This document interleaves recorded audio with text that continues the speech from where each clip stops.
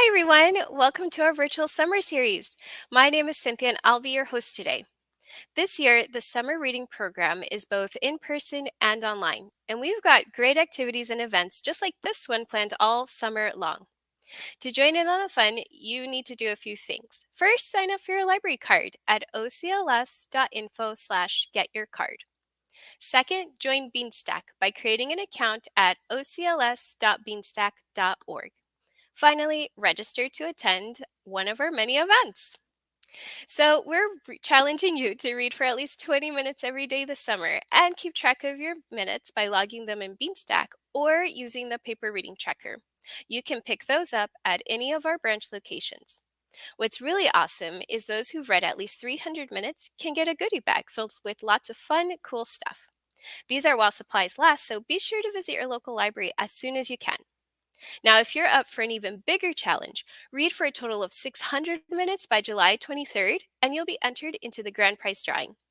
For more information about our summer reading program, see our events calendar, and check out book recommendations, visit our website at ocls.info/srp.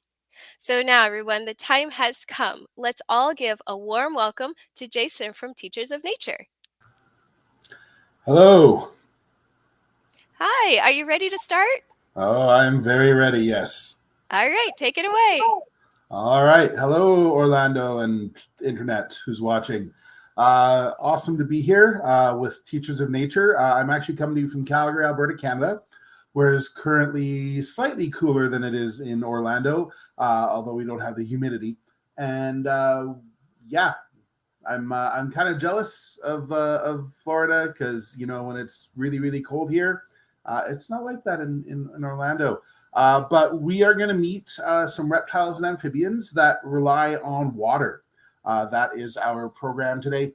Reptiles and amphibians, usually when people talk about them or think about them, they think of animals that live in jungles or deserts. But a lot of these animals actually do rely on water to live in. All of them rely on water to drink. So let's get started. We're going to get started with a animal that some of you might actually recognize when I bring it out.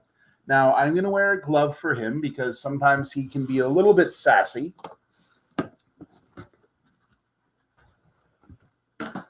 Yep, very sassy.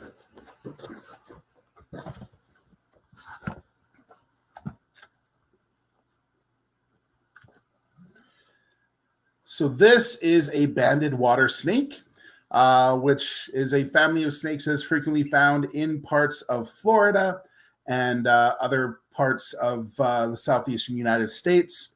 Now, these guys are often mistaken for water moccasins. They live in the same area. Their color pattern is kind of similar, and they have many similar traits, like the way they swim and the fact they're found often in and near and around water. These, however, are non-venomous animals. Even if it was venomous, though, one of the important things that I want to get across in this program is the importance of snakes. Snakes have a very important role in our environment. One of the things this snake and most snakes will eat is rodents. So they will eat things like mice and rats, voles, gophers. If we didn't have snakes, we wouldn't have food. Not only would we not have things like salad and bread, we also would have hamburgers, or worst of all, we would not have chicken fingers. These guys will also eat amphibians like frogs as well as fish. So people may see them on docks or logs in the water, staring down into the water and grabbing fish to eat. If you see a snake in the wild and you're not sure if it's venomous or not, the best thing to do is leave it alone. If you see a snake in the wild, period, and you know it's venomous, the best thing to do is leave it alone. Unfortunately, there are so many myths and a lot of people that are afraid of snakes. I have heard people actually say, like, the only good snake is a dead snake. And I just established why that's not the case. No snake is hanging out, waiting under a rock or a log or in a corner going, I can't wait to bite somebody today. They bite because they feel threatened. 80% of venomous snake bites worldwide happen on people's hands and arms because they are trying to hurt the snake and the snake is protecting itself. If you were coming after me with a giant shovel trying to hit me with it, I would bite you too. So just leave them alone. Give them space. They will slither off in a different direction. You'll be fine. The way to not get bit by a snake is to not make a snake feel threatened. All right. So in terms of cold-blooded creatures that live in, near, and around water, amphibians are probably the ones that are most established. The word amphibian means dual life, and a lot of people think it's because they have a water life and a land life. However, there's lots of amphibian species that never come out of water. Ones like axolotls, African clawed frogs, dwarf aquatic frogs. So it's not actually the land life, water life. It's actually the process of metamorphosis. So this is a fire-bellied toad. Now, they really like to jump, so I'm going to keep him in the container because otherwise he'll hop out of here and be hopping around and I'll disappear off screen trying to catch him. So toads have rough, warty skin, whereas frogs have smooth, shiny skin. And this toad, move in a way that they can see your stomach.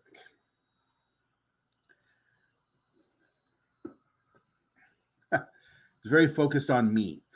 This toad has bright coloring on their tummies. So on their back, they are green and black.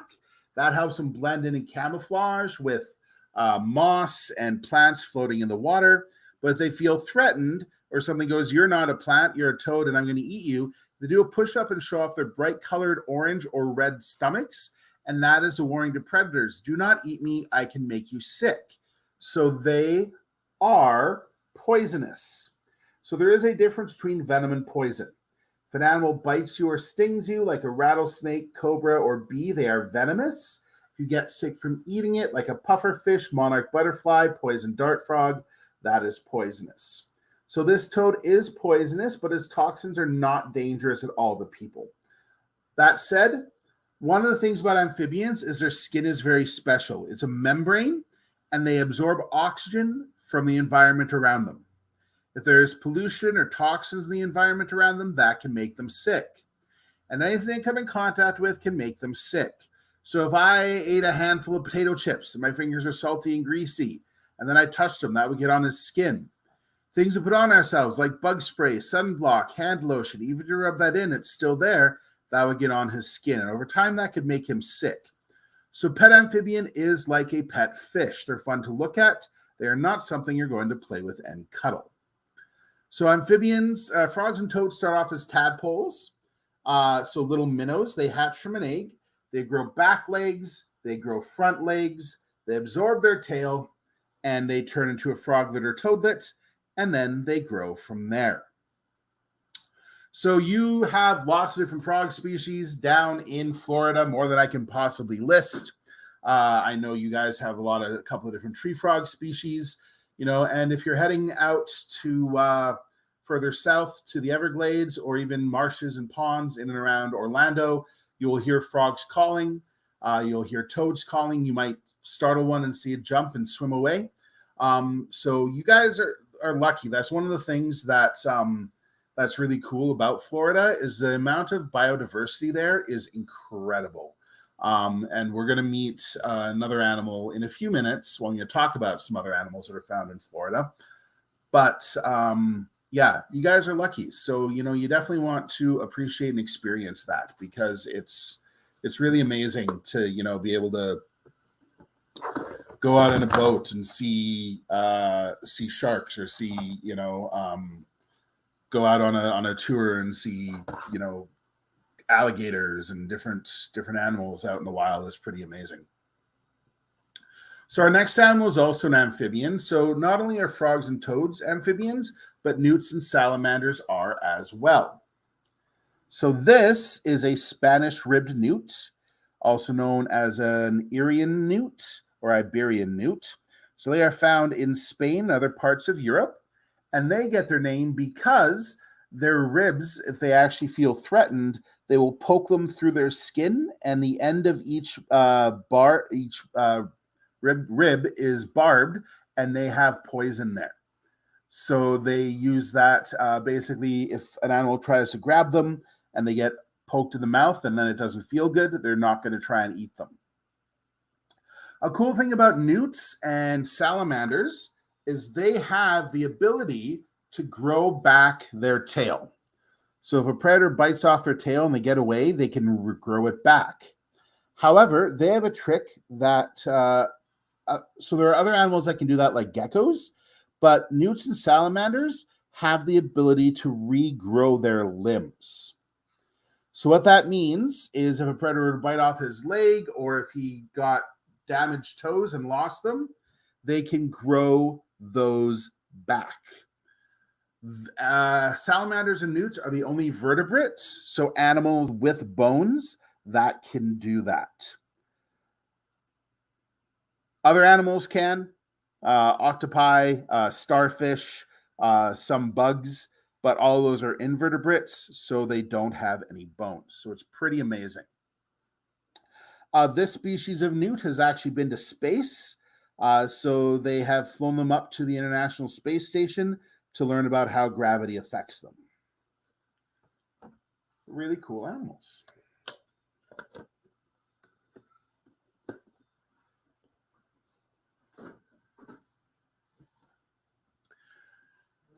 Now, there are lizards that also are found in and around water. Some of them even have the word water in their name.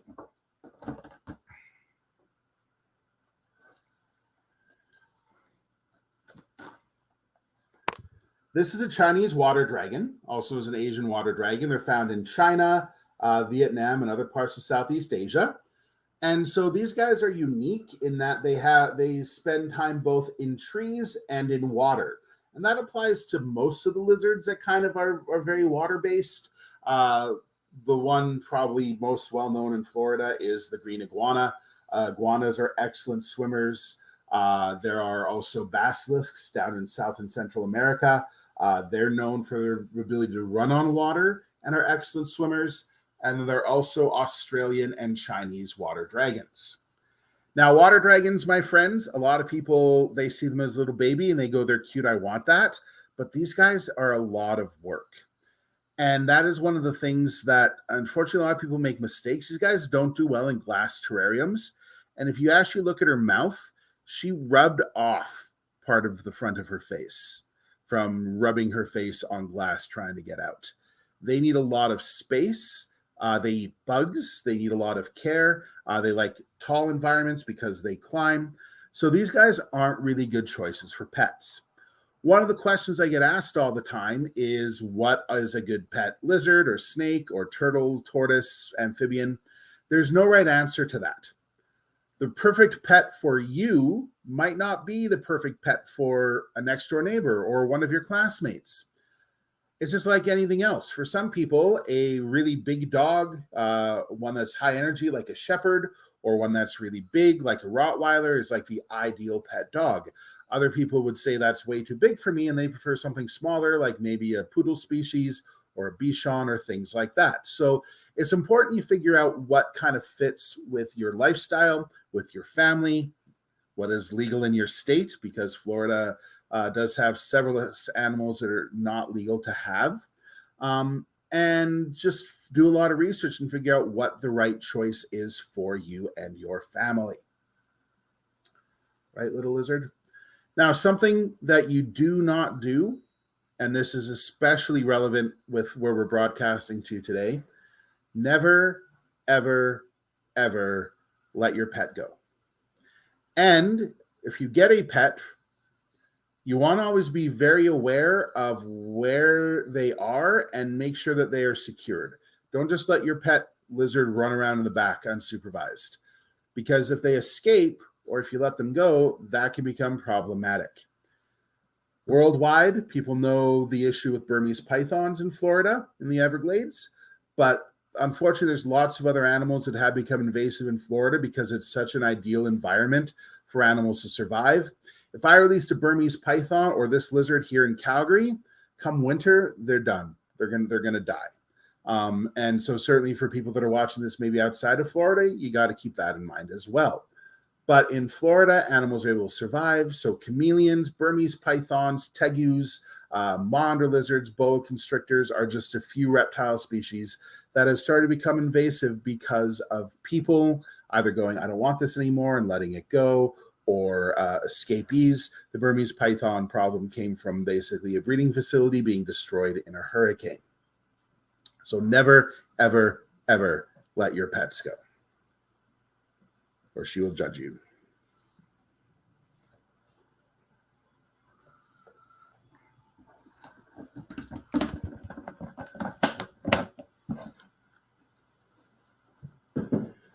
So before we bring you our next live animal, I'm just going to talk briefly about an animal that I can't show you because I can't legally have them up here. And also, they're not a good pet. That is Florida's iconic American alligator. So this is something you've probably seen all over for sale in the Orlando area for tourists to buy. This was given to me as a gift. It is an alligator head. So alligators are amazing predators. They are the top of the food chain down there in Florida and places like Texas and the Carolinas where they're also found. One of the things that I've noticed when I have gone to places like the Carolinas or down in Florida is there are signs letting people know that there are gators potentially in the water and to stay away. I saw my first wild American alligator in Charleston, South Carolina, and we met a park ranger there at Charleston Landing, and they told me stories of terrible things like people trying to put their child on the back of an alligator that was basking for a photo. Unfortunately, we see things like this all the time with all sorts of animals. There's been quite a few stories in the last couple of years up in Yellowstone in the northern U.S. of people getting charged or getting attacked by bison because they walk up to them and they get too close. So like I said, with not picking up snakes, there's a difference between respect and fear. And it's okay to, have some fear, but I prefer to respect animals. The best way to not get hurt or attacked by an alligator is to not approach an alligator, or not go swimming at dusk in water that might have alligators. Not approach an alligator that's basking on the ground. Give them space. They're not particularly interested in us. So again, we leave them alone. They leave us alone. That is the way to protect them. They are protected animals.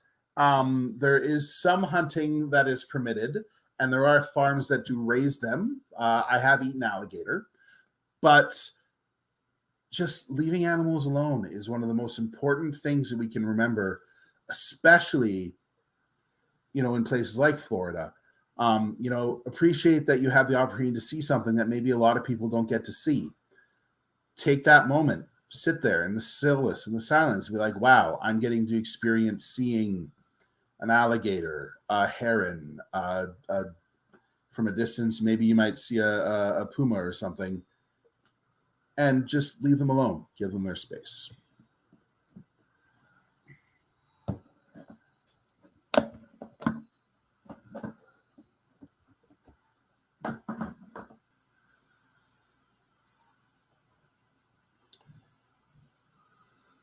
So this animal here is called a false water cobra.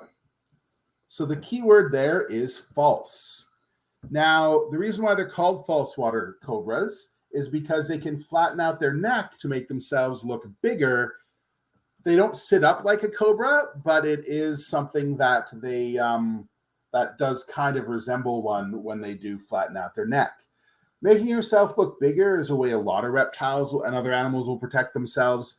Bearded dragons, frilled lizards, cobras. So it's just a warning, like, I'm big, I'm scary, leave me alone, back away.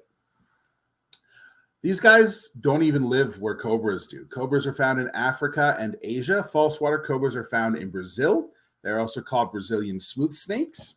And of course, the water part is a very important part of their name because they, excuse me, they spend a lot of time near water. They're excellent swimmers. They hunt for fish, frogs. They will eat lizards. They will even eat other snakes. Back in you go.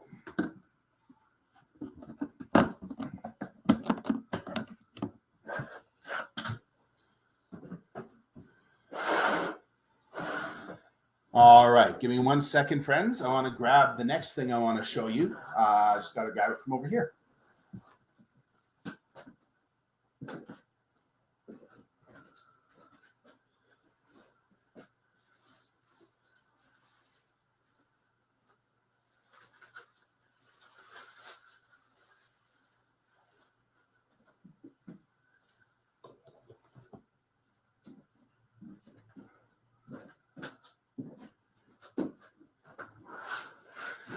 So, the most iconic aquatic reptile is a sea turtle.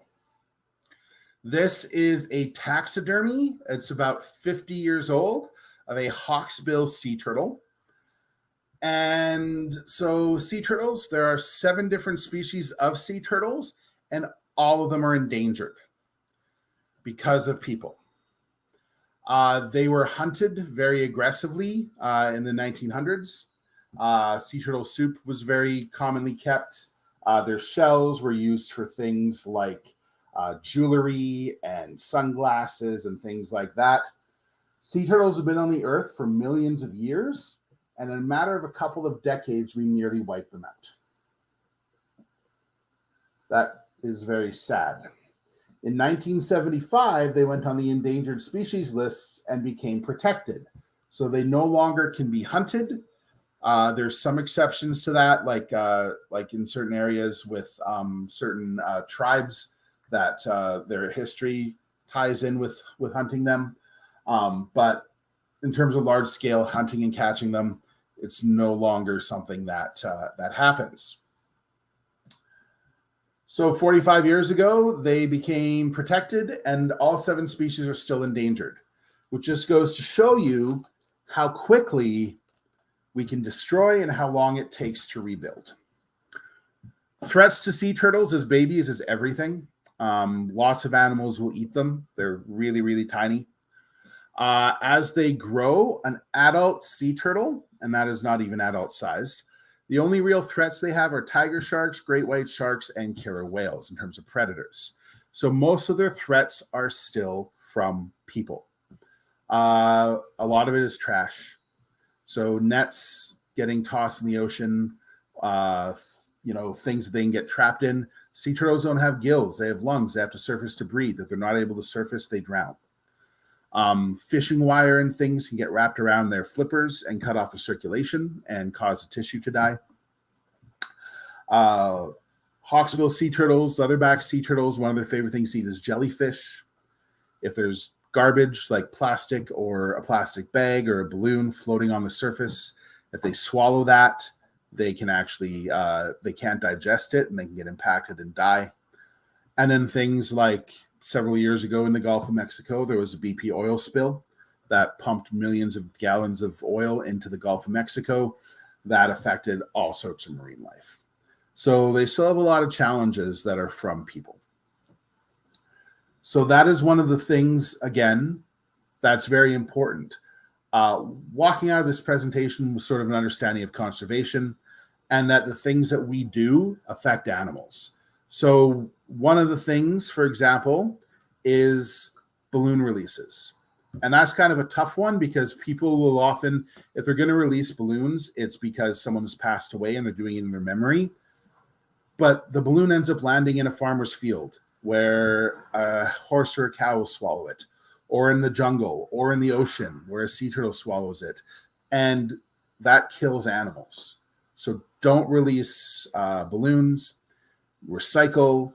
use compostable bags, use reusable bags. There's all sorts of things we can do that help wildlife. So I cannot show you a real alive sea turtle because that would be illegal and I have nowhere to keep one. Certainly there are some great aquariums and facilities, including in Florida, that you can see sea turtles up close. But I can show you another North American turtle that actually has a lot of similarities to sea turtles. And that is the diamond terrapin. Now, this is just a little baby. Diamond terrapins are found often in brackish water, so a combination between fresh and salt. They are found in the Carolinas, in Georgia, in Florida, and they get their name because of the ridge on their back, and their skin color looks kind of like a sparkling diamond. So they have webbed feet. They spend most of their time in the water. They will come up on the beach or on land to bask, or they'll be sitting on logs and stuff like that. But they spend a lot of their time underwater. It helps protect them from predators. They are an endangered species, again, threatened because of habitat loss, because of garbage, things like that. This turtle will get quite a bit bigger. It's just a baby.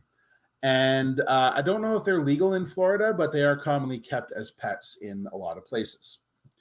So this is a baby. Yeah, he's being very active. But we're going to show you one other turtle, my friends, that is an adult. And then we're going to open up to questions. So if you have some questions you'd like to ask, you can start putting those in the chat. They are going to collect them, and then we'll answer some of your questions after our next animal.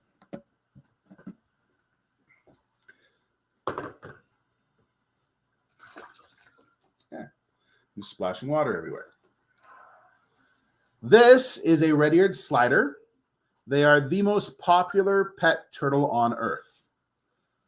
They get their name because of the red markings on their head. Now, there are all sorts of laws with turtles, including in some places the size that they can be sold at, because these guys, you used to be able to buy them out of the back of a comic book or in a corner store for a dime. They were called dime store turtles. Now, people kept them in what was basically a fishbowl with a little plastic slide. Turtles are very dirty animals. They spend their time eating and pooping. It would be like if you guys were told, okay, guys, we're going to do an awesome experience at the library. We're going to meet the library, and then we're all going to go swimming in the sewer. That would be a terrible idea, and everybody would get really, really ill. So these turtles are swimming around in their own poop water. Kids will pick them up, handle them, not wash their hands, put their hands in their mouth, put the turtle in their mouth. Kids are weird, and they started getting sick. So because of that, in some places, red-eared sliders are banned. In some places, there is a size limit as to what size they have to be in order to sell them. But the other issue with the red-eared sliders is the fact that they are work and they can be stinky. You have to have a really, really, really good filter. And at this size, they basically need a pond to live in. So people get a cute little baby and they go, oh, that's adorable. Look at that cute turtle. Similar to the size of the diamond terrapin or even smaller. And then it gets big and you're constantly having to do water changes. And they go, I don't want it. And again, people will let them go. This causes a problem. So for example, Central Park in New York City, some of their ponds have red-eared sliders. Red-eared sliders are not native to New York City. Those are animals that people have just taken to the park and released. So once again, guys, do not release a pet because it causes lots of problems and there's no guarantee they're going to survive. Some of them aren't going to have the skills to survive. So you're also potentially sentencing your pet that you allegedly love and care about to death. That's not okay. So before we go to our questions, my friends, I just want to thank everybody again. I want you to continue to learn. I do this job and I'm very lucky that I get to educate people, but sometimes people will make comments like the only good snake is a dead snake, or snakes are gross, or animals are, what's wrong with you? How can you touch that? So my job is to educate, but I'm one person that needs some help. So here's how you can help: by going to the library and getting books on reptiles, on snakes, watching programs like this, watching documentaries, sitting down on the computer and going, hey, let's learn more about these animals, and then share what you learn with other people. So they can also learn snakes are not slimy, they are not scary, and they don't lie on your bed measuring out to eat you. With your help, more people will understand animals, even if it's not something they would get as a pet themselves. Thank you so much, Jason. You gave us so many interesting facts about reptiles, amphibians. It was awesome. And now we have a few questions from our viewers. So let's take a look. All right. Our first viewer, Caitlin, wants to know, what is the best part of your job? Um, this job has taken me more places than I thought it possibly could. If you'd told me that I would have an opportunity to present online to people in Florida, I've done virtual shows for people all over the world. I had a show actually on Animal Planet in 2018 called Scaled that aired in 195 countries. So being able to share something that I love and that I'm passionate about with other people, especially kids, the reaction we get, the response we get, those moments where someone who's terrified of a snake or a spider interacts or touches one for the first time in their life, those are definitely the best parts of the job. Awesome. All right. So Gabrielle wants to know, the Asian water dragon seems so sweet. Is she a rescue? Yes, she was. So we didn't rescue her. We adopted her from the person that did rescue her. But she is a very sweet animal. Yeah. We're very lucky to have her. All right. Donna asks, what should we do if we see a reptile that looks like a former pet that's been released? Oh, that's a tough question. I guess it depends on if it's something that obviously doesn't belong there and isn't established. So, if you see a bearded dragon walking down the street, that's obviously a pet. So if it's safe to do so, if you have some way to collect them, and then you can contact the local SPCA or Humane Society or post on Facebook, community groups like Found a Bearded Dragon, anybody missing one. It's just, making sure that you're not accidentally taking something that is actually from the wild out of the wild. Yeah. All right. So our next question, Kristen asks, what is your favorite reptile? And you know what? I get that question all the time, and I don't have an answer. There's so many cool reptiles out there. We have over 200 at we have a nature center up here in Calgary, YYC Nature Center. So if you're coming to visit Calgary, definitely come check us out. Give us a visit. So we have over 200 animals here, and that's not including animals that I really love that I can't have. We can't have giant snakes here either. Anacondas are one of my favorite snakes. Crocodilians, they're so intelligent and so amazing. So I kind of love just the whole concept of reptiles. All right. Let's see. Our next question, why do they have patterns on their backs and why are they different? So it all kind of depends on the animal. Definitely, the a big part of it can be either camouflage or defense.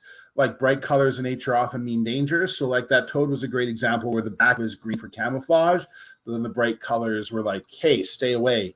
Both of the turtles have darker shells. So especially if they hide in their shell or if they're just kind of floating in the water or sitting on the shore, they can just kind of look like a rock and something might not realize that they're there. That's one of the cool things about them is just so many individual colors. Cool.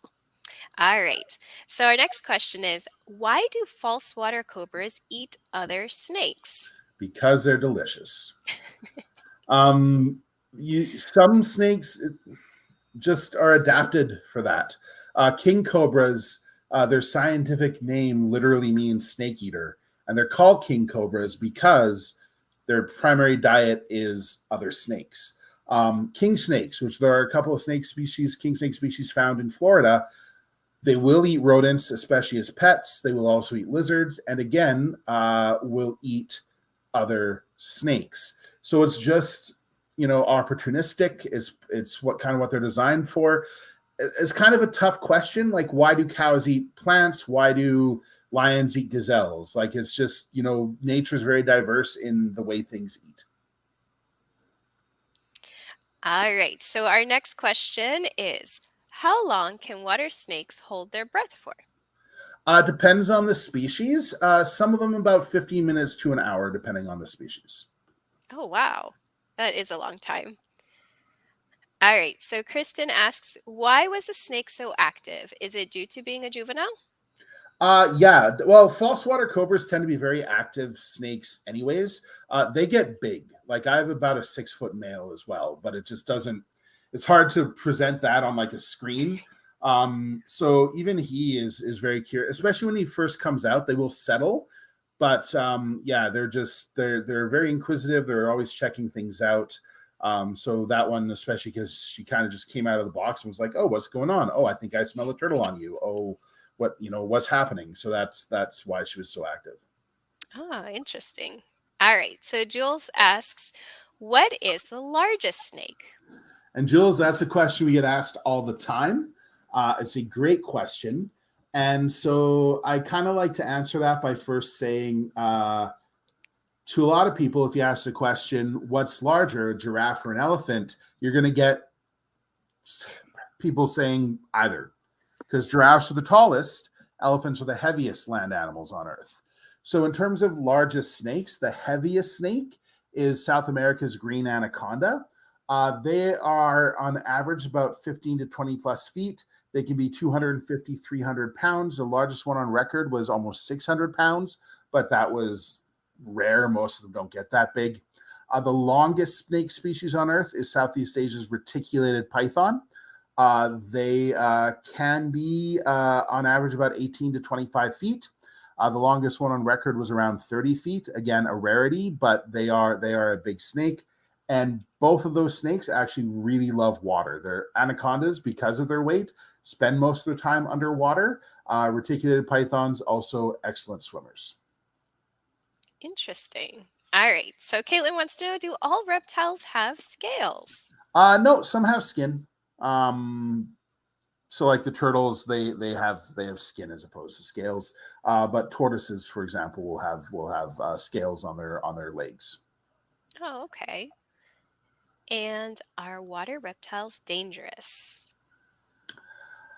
Again, it depends on the water reptile. American alligators, saltwater crocodiles in Asia and Australia, Nile crocodiles in Africa, absolutely, they are dangerous. Water moccasins, you don't want to get bit by them, but it's not like in movies. It's not like, oh, a snake just bit.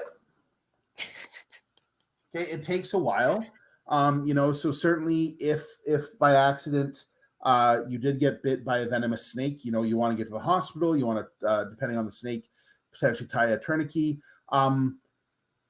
If you live somewhere where there are animals that are potentially dangerous, or you're going somewhere where there's animals that's potentially dangerous, learn what to do. So like if someone is allergic to bees or wasps, will usually carry an EpiPen. So if you're going out into the backcountry where there's black bears, you might carry bear spray, and you make noise as you're hiking, and you don't leave food out because the bears might end up by your tent trying to break into your cooler or stuff like that. So it's the same thing. So if you're traveling somewhere, if you live somewhere, you're like, okay, there's a good chance that I might see a water moccasin, or I might see a rattlesnake. And what do I do if I do get bit? And then in that rare possibility, okay, I got bit by a water moccasin. Here's what I do to treat while I'm going to the hospital. Good advice. All right. So, have you ever been bit by a poisonous snake? I've not been bit by a poisonous snake or a venomous snake. So again, there is that difference. If they bite you or sting you, they're venomous. Technically, false water cobras are rear-fanged venomous, so they do have teeth at the back of their mouth that are attached to something called the Duvroy's gland that does create a mild venom. I did get bit by my male once, but I'm pretty sure the question is referring more to like, have I been bit by a cobra or a rattlesnake? And the answer is no. I've gotten to handle safely a king cobra once. I've gotten to handle rattlesnakes in a way that it was safe to do so, but I have not been bitten. You're really brave. All right, so our next question is, why do turtles and snakes have different patterns? Again, it's just, they live in fairly different environments. Turtles have a shell, so they're trying to look like a rock. A snake might be trying to look like leaf litter or leaves on a tree or tree bark or things like that. So it's just different. Going back to giraffe and elephant, why is an elephant slate gray? Why is a giraffe yellow and brown? Just the diversity is really amazing. Yeah. All right, so we have time for one last question, and it's, how do basilisks run across the water surface? And that is such a great question. And science has not entirely figured it out yet. So that remains one of those mysteries because they run on their hind legs, and it's thought to be a combination of kind of the speed that they can get and just whatever parts of their body touch the water. It's so quick that they don't have time to sink down. If they're not going quickly, they do sink, and they are fantastic swimmers. So a lot of times, them as well as things like the water dragon, the iguana, will be sitting on a tree branch, and say a snake is sitting on the branch and startles them, or maybe a bird flies over and they're like, potential predator, and they'll dive into the water and swim away. All right. Well, thank you so much for sharing your time with us today, Jason. It's been such a pleasure. Some great questions there, and I really appreciate the opportunity. So again, yrcnaturecenter.com is our site up here in Calgary. If you want to come up, you're planning to visit Canada and you're going to visit Calgary, come check us out and check out teachersofnature.com. We have all sorts of different programs that you can book private experiences or classrooms or things like that and have experiences like this, not just with reptiles, but elephants, camels, kangaroos, all sorts of great stuff. Perfect. Thank you. All right. So, like Jason said, to learn more about this amazing organization, check out their website at teachersofnature.com. I want to thank all of you at home for joining us today. We have more fun live events planned every Thursday starting at 4 p.m. And you don't want to miss next week's show, Piers Freeland. Piers Freeland's joyful music blends hip hop, electronic jazz, and soul. His modern and dynamic sound is inspired by his journey as a millennial dad, and it's carefully crafted for today's modern families. You can find more information of all of our upcoming programs and events at ocls.info/srp. Now, don't forget to track your reading and Beanstack. I'm rooting for you and your friends to win some really cool prizes. Finally, we'd love to have your feedback about our virtual event today. Please complete our survey in English or Spanish at your convenience. A big thank you to Window World of Central Florida for sponsoring our summer reading program this year, and thank you for joining us today. Stick around for a sneak peek of the cool prizes you can win. We'll see you next time.